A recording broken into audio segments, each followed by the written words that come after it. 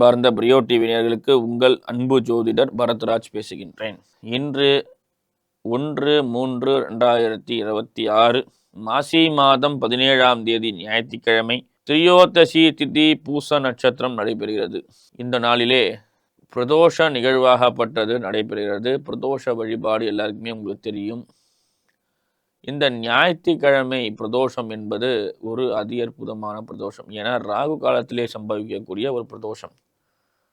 4:30 to 6 Rahu காலம். அந்த ராகு கால நேரத்திலே பிரதோஷ வழிபாடு செய்யும் பொழுது, ராகுனா உங்களுக்கு எல்லாருக்குமே தெரியும், ஒரு விஷயத்தை பிரம்மாண்டமாக காட்டக்கூடியவர் ராகு.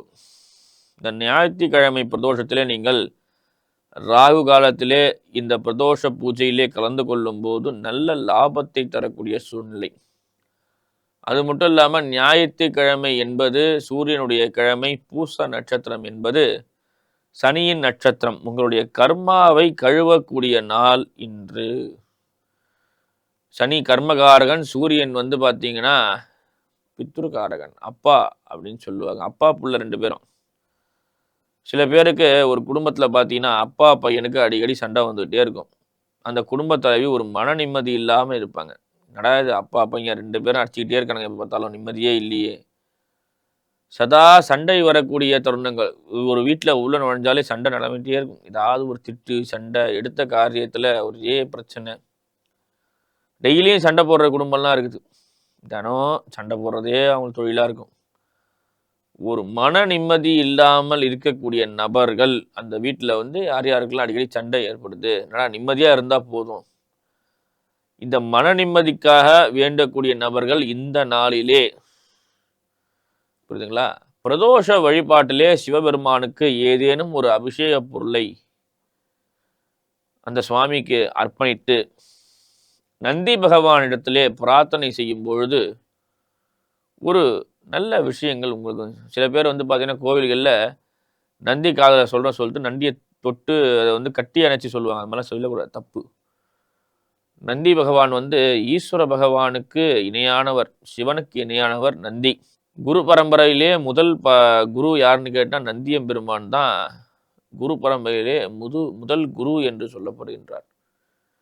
சிவபெருமானுக்கு ஒரு இணையான சக்தி நந்தியம்பெருமான். நந்தியம்பான் பெருமான் யாருன்னு கேட்டால் மகாவிஷ்ணுவுடைய அம்சம் நந்தி. கருடன் சிவனுடைய அம்சம் கருடன். ஆஞ்சநேயர், இவங்க 2 பேருமே சிவாம்சம்னு சொல்லுவாங்க. நீங்கள் நல்லா யோசிச்சு பாருங்கள், யார் கழுத்தில் பாம்பு இருக்கோ அவர் சிவன் தானே.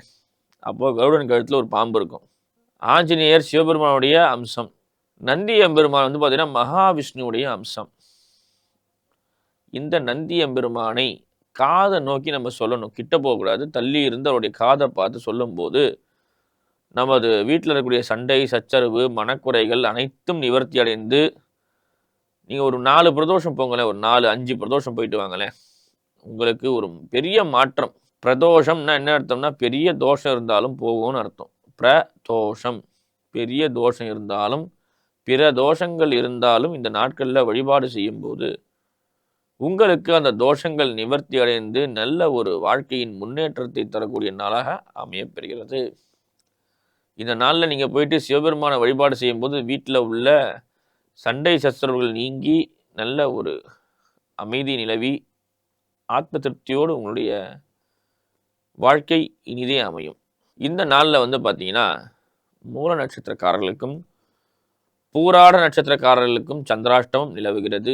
எனவே மூல நட்சத்திரக்காரர்களும் பூராட நட்சத்திரக்காரர்களும் சந்திராஷ்டம தோஷம் நிவர்த்தி அடைய முருகப்பெருமானை பிரார்த்தித்து வர அந்த தோஷங்கள் நிவர்த்தி அடைகிறது. அதே போல வருகின்ற செவ்வாய்க்கிழமை என்று வான் மண்டலத்திலே 9 கிரகங்களிடையே பல்வேறு மாற்றங்கள் ஏற்பட்டு வரக்கூடிய இந்த சந்திர கிரகணமாகப்பட்டது நிகழ்வு நடைபெறுகிறது.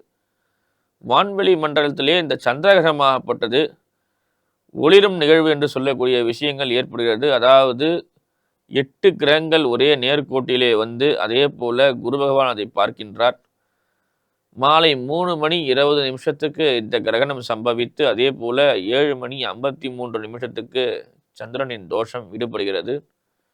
கர்ப்பிணி பெண்கள் அதே போல குழந்தைக்கு ஒரு 2 வயது குழந்தை வைத்திருக்கக்கூடிய நபர்கள்லாம் கொஞ்சம் கவனமாக இருந்து அந்த குழந்தைகளுக்கு சரியான முறையில் உணவுகள் சமைத்து கொடுங்கள். கிரகண தோஷம் என்பது பெரியோர்களுக்கு தானே தவிர்த்து 5 வயது குழந்தைகள் வரை உணவுகள் சற்று சூடான உணவுகள் கொடுப்பது நல்லது. ஆரிய உணவுகள் தர வேண்டாம். நம்ம பார்த்தீங்கன்னா, கிரகணத்தின் போது சாப்பிடக்கூடாதுன்னா, குழந்தைக்கு பசிக்கும். சாப்பிடாம இருக்க முடியுமா? அதனால் குழந்தைகளுக்கெல்லாம் சாப்பாடு கொடுங்க. ஆனால் அந்த உணவு சூடாக இருக்கணும். ஆரிய உணவுகள் பரிமாறக்கூடாது.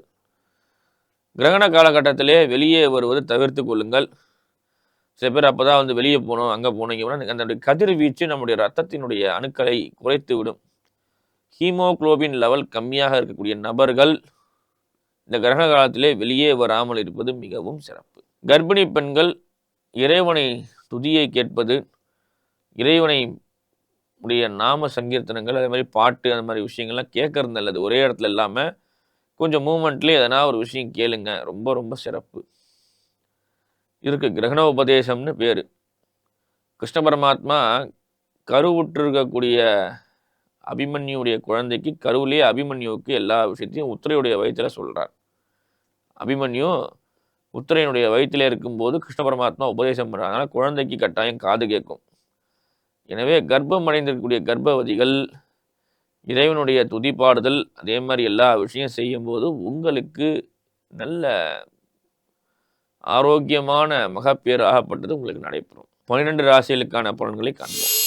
மேஷராசி நேயர்களே, மேஷராசி நேயர்களுக்கு இந்த நாளிலே பல்வேறு கட்ட விஷயத்திலே முயற்சியை செயல்பாட்டினை செய்யும்போது சிலருடைய சில துன்பங்கள் ஏற்படுகிறது. முயற்சியை எடுக்கும்போது மன உடைச்சலுடன் எடுக்காமல் அதை தோல்வியே வெற்றிக்கு முதல் படி என்று கவனத்தை வைத்துக்கொண்டு முயற்சி செய்யுங்கள். சில பேர் முயற்சி அடைந்து அந்த முயற்சி தோல்வி விட்டால் அந்த வேலை செய்யறதே விட்டுறீங்க. அந்த மாதிரி இருக்கக்கூடாது. தோல்வியே வெற்றிக்கு முதல் படி என்று பல்வேறு கட்ட முயற்சிகளில் ஈடுபட்டு உங்களது வெற்றியை நாட்டக்கூடிய தருணங்கள் ஏற்படுகிறது. எதையும் சற்று பல்வேறு பிரச்சனைகளிலே உங்களது வாழ்க்கை சென்றிருந்தாலும் நீங்கள் எதையும் முயற்சி செய்தே முன்னேறக்கூடிய தருணம் அமையப்பெறுகிறது. எனவே முயற்சி செய்யுங்கள், முன்னேற்றம் தானே கிடைக்கும். ரிஷபராசினியர்களே, ரிஷபராசினியர்களுக்கு பல்வேறு கட்ட சுமூகமான விஷயங்கள் இருந்து வந்தாலும் நீங்கள் எந்த ஒரு விஷயத்தையும் ஒரு இடத்துல ஆலோசனை செய்யும் போதே நல்ல லாபங்களை பெறலாம்.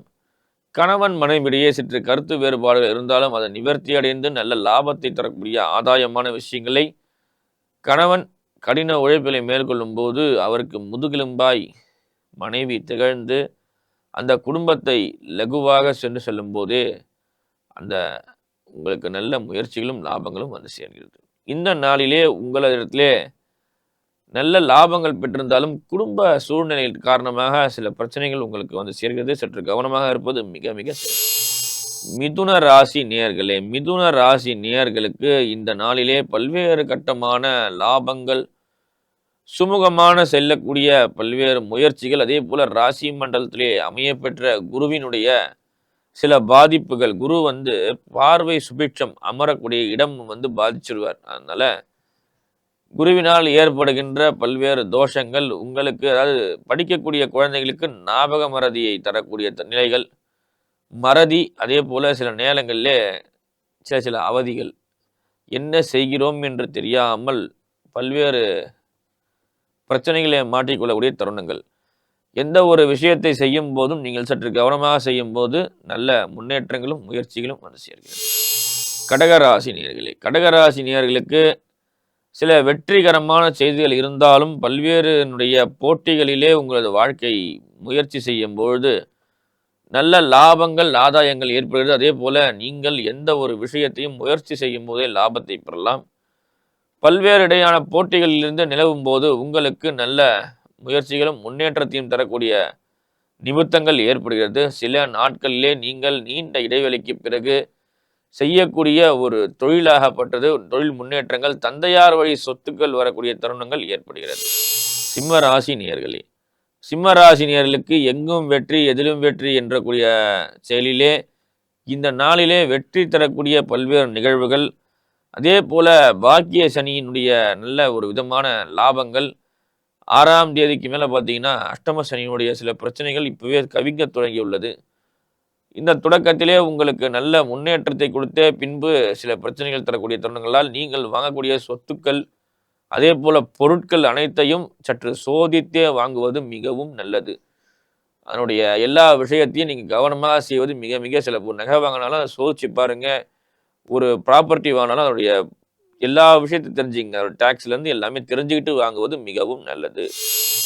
கன்னிராசினியர்களே, கன்னிராசினியர்களுக்கு எந்த ஒரு முயற்சி செய்தாலும் அது இனிதே முயற்சியாவது முன்னேற்றங்கள் ஏற்படுகிறது. பல்வேறு கட்ட விதமான விஷயங்களிலே நல்ல லாபங்களும் ஆதாயங்களும் ஏற்படுகிறது. எந்த ஒரு முயற்சி செய்யும் போதும் ஒரு இனிமையான சூழல்கள், அதே போல எடுத்த காரியத்திலே வெற்றி, நீண்ட நாட்களாக உங்களுக்கு இருந்து வந்த கடன் தொல்லைகள் நிவர்த்தி அடையக்கூடிய தருணங்கள் ஏற்படுகிறது. நல்ல மனநிலைகளிலே நல்ல ஒரு மனநிறைவோடு உங்கள் தொழிலை செய்யும் போது நல்ல லாபத்தை பெறலாம். அன்பார்ந்த துளாராசி நேயர்களே, துளாராசி நேயர்களுக்கு உங்கள் ராசிநாதனாகப்படுகின்ற சுக்கிர பகவான் 5ஆம் இடத்திலே அமைய பெற்று பாக்கியத்தினுடைய ஸ்தானத்திலே தேவகுரு என்று சொல்லப்படுகின்ற குரு பகவான் அவரை 9ஆம் பார்வையிலே பார்ப்பது, உங்கள் ராசி மண்டலத்தை 5ஆம் பார்வையிலே பார்ப்பது, இந்த சுபமான நிகழ்வினால் நல்ல லாபங்கள், திருமணம் ஆகாத நபர்களுக்கு திருமணங்கள், சுப செய்திகள், அதே போல தொடக்கத்திலே நல்ல முயற்சியினுடைய பலன்களை தரக்கூடிய ஒரு இன்பமான சூழல் சேர்கிறது. குரு பகவான் உங்கள் ராசி மண்டலத்தை 5ஆம் பார்வையாக பார்த்து உங்களது ராசியாதிபதியை அவர் நின்ற இடத்திலிருந்து 9ஆம் பார்வையாகவும் உங்கள் ராசி மண்டலத்தினுடைய பல்வேறு விஷயங்கள் இயங்கப்பெற்று நல்ல லாபத்தை தரக்கூடிய நிகழ்வுகள் நடைபெறுகிறது. விருச்சிக ராசி நேயர்களே, விருச்சிக ராசி நேயர்களுக்கு பல்வேறு விதமான முயற்சிகள், அதே போல் லாபங்கள் வந்திருந்தாலும் சில நேரங்களிலே மனக்குழப்பத்திலே சில பண விரயங்கள் ஏற்படக்கூடிய தருணங்கள், உடல்நிலை பாதிப்பு, அதே போல சிலருடைய யோசனையினால் செய்த சில பிரச்சனைகள் உங்களுக்கு சேரக்கூடிய தருணங்கள். எனவே சற்று கவனமாக எந்த ஒரு காரியத்தையும் செய்யும் போது உங்களது முயற்சியும் லாபமும் சேர்கிறது. நேயர்களே, சற்று கவனமாக உங்களது முயற்சியை ஈடுபாடுடன் செய்யுங்கள், நல்ல லாபத்தை பெறலாம். தனுசு ராசி நேயர்களே, தனுசு ராசி நேயர்களுக்கு பல்வேறு கட்ட விதமான லாபங்களும், அதே போல முயற்சியிலே நல்ல விஷயங்களும், சிலருடைய நட்பு பாராட்டினால் நல்ல லாபங்களை பெறக்கூடிய தருணம், அதே போல சிலரால் உங்களுக்கு ஏற்படக்கூடிய பிரச்சனைகள் நிவர்த்தி அடைந்து அதிலிருந்து நீண்ட காலமாக உங்களுக்கு விடுபடாத விஷயங்கள் அனைத்தும் நிவர்த்தி அடைந்து நல்ல முயற்சிக்கான முன்னேற்றங்கள் ஏற்படக்கூடிய தருணமாக அமையப்பெறுகிறது. மகர ராசி நேயர்களே, மகர ராசி நேயர்களுக்கு முயற்சியினுடைய இல்லாமல் அதோடு இல்லாமல் சிலரால் சில பிரச்சனைகள் ஏற்படுகிறது. சில நேரங்களிலே உங்களுக்கு முன்னேற்ற குறைவினால் சில பிரச்சனைகள், அதே போல குடும்ப ஒற்றுமை இன்றி பல்வேறு விதமான ஏமாற்றங்கள் தரக்கூடிய விஷயங்கள் ஏற்படுகிறது. அதனால் சற்று கவனமாக வழிபாடோடு இணைந்து இறைவனை பிரார்த்திக்கும் போது உங்களுக்கு அனைத்தும் காரியங்களும் கைகூட உள்ளது. அன்பார்ந்த கும்பராசினியர்களே, கும்பராசினியர்களுக்கு எந்த ஒரு பாதிப்புகள் இருந்தாலும் அதை சமாளிக்கக்கூடிய சாதுரியமான குணத்தினால் நல்ல லாபத்தை பெறக்கூடிய தருணங்கள், மகப்பேறு இல்லாத நபர்களுக்கு மகப்பேறு ஏற்படக்கூடிய சூழ்நிலை, ஒரு நல்ல செய்தி, குழந்தை பாக்கியம், அதே போல குடும்ப அபிவிருத்தி என்று சொல்லக்கூடிய விஷயங்கள், வீட்டுக்கு தேவையான பொருட்களை வாங்கி உங்களது இல்லத்தை சற்று வசதி மிக்க தொழில்நுட்ப விஷயங்களினால் நல்ல முன்னேற்றங்களை வரக்கூடிய தருணங்கள், இது அனைத்தும் உங்களுக்கு சுபமாக நடப்படக்கூடிய ஏற்படுகிறது. மீனராசி நேயர்களே, மீனராசி நேயர்களுக்கு பல்வேறு விதமான சுப காரியங்கள் நடைபெற்று இருந்தாலும் சில நேரங்களிலே உங்களுக்கு மனக்குழப்பமும் மனவேதனையும் இருந்து வர இந்த 7.5 சனி பாதிப்பு உங்களுக்கு உடல்நிலை பாதிப்பை தரவல்லது. அதே போல சில நாட்களிலே உங்களுக்கு கிரகநிலைகளுடைய சஞ்சாரங்கள் சரியில்லாத காரணத்தினால் சந்திர பகவான் உங்களுக்கு ராசிக்கு 8ஆம் இடத்திலே சம்பவிக்கின்றார். 6ஆம் இடத்து 6க்கும் 8க்குரியவனாக மாறி சில நேரங்களிலே பிரச்சனை, உடல்நிலையிலே பல்வேறு மாற்றங்கள் ஏற்பட்டிருந்தாலும் சில நாட்களிலே நீங்கள் எதிர்பார்த்த விஷயங்களுக்காக பிரச்சனை. எனவே நீங்கள் பல்வேறு விஷயங்களை சற்று ஆழ்ந்து ஆராய்ந்து செய்வதே மிகவும் சிறப்பாக அமையப்பெறுகிறது. இந்த 12 ராசினியர்களும் இன்புற்று வாழ நான் இறைவனை பிரார்த்திக்கின்றேன். நன்றி, வணக்கம்.